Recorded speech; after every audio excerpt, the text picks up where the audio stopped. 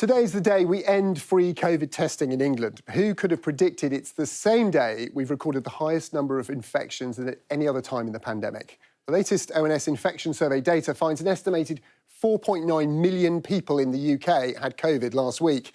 That's up more than 500,000 on the week before. It's worth mentioning now, this data from the weekly sampling project is now crucial, as regular testing data will all but disappear from next week when testing stops. And in terms of infection levels, it's a pretty similar picture in all nations, all very high. 1 in 13 people in England infected with COVID, 1 in 14 in Wales, 1 in 15 in Northern Ireland, and 1 in 12 in Scotland. Look at the trend in infections in England in the last week. With no restrictions in place, we've clearly exceeded the spring peak in infections and are now higher than at any time previously.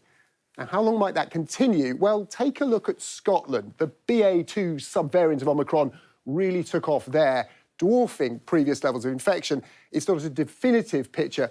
These bars on either side of the dots show the statistical uncertainty, but there's certainly a hint Scotland's peak is passing.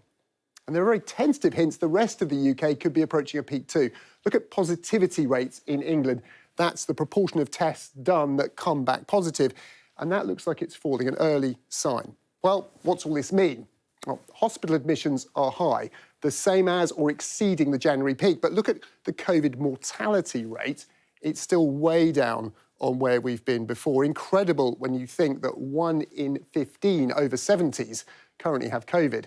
It shows just how good the vaccines are doing at protecting us from severe disease. And with spring boosters now being rolled out, it's reasonable to expect that protection will continue.